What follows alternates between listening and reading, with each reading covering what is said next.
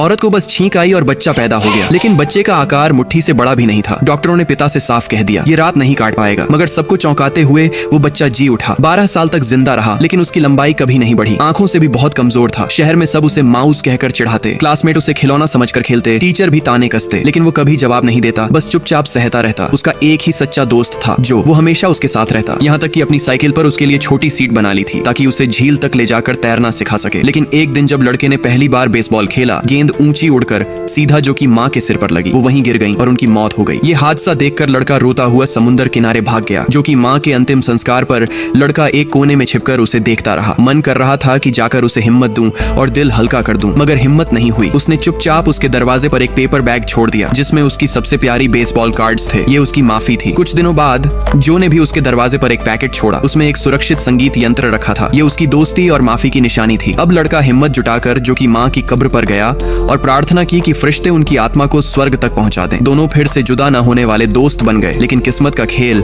अभी बाकी था। स्कूल बस पहाड़ी रास्ते से गुजर रही थी, तभी अचानक एक हिरण सामने आ गया। ड्राइवर ने स्टीयरिंग घुमाया और बस पहाड़ से नीचे गिर पड़ी। अंदर पानी भरने लगा। दर्जनों बच्चों से भरी बस में सिर्फ 2 बड़े थे और पादरी बेहोश हो चुके थे। डर के मारे ड्राइवर ने बस का दरवाजा खोल दिया। पानी अंदर घुस आया और वो खुद भाग निकला, बच्चों को मौत के मुंह में छोड़कर। अंदर अफरा तफरी मच गई। जो ने सबको संभालने की कोशिश की, लेकिन कोई नहीं सुन रहा था। तभी उस छोटे से लड़के की आवाज गूंजी, शांत रहो। उसकी गंभीर आवाज सुनकर सभी बच्चे चुप हो गए। उसने सबसे पहले बस का पिछला दरवाजा खोला, फिर पानी में जाकर बच्चों को एक लाइन में लगवाया। उसने जो को कहा, पहले पादरी को बाहर ले जाओ, फिर बच्चों को एक एक करके। लेकिन गिनती करने पर पता चला एक बच्चा गायब है। वो बिना सोचे समझे फिर से डूबती बस के अंदर चला गया। तभी टायर ढीले होकर बस नदी के बीच बहने लगी। जो ने ये देखा और तुरंत छलांग लगा दी। बस के अंदर पानी लड़के के सीने तक भर चुका था। उसने बच्चे को पाया, उसका पैर सीट में फंसा हुआ था। बहुत कोशिश करके उसे छुड़ाया और पीछे के दरवाजे की तरफ ले गया, लेकिन तेज धार से दरवाजा कसकर बंद हो चुका था। अब कोई रास्ता नहीं था। लड़के ने खिड़की की तरफ देखा, दोबारा गोता लगाकर बच्चे को ऊपर उठाया। बच्चा खिड़की पकड़कर खींचता रहा।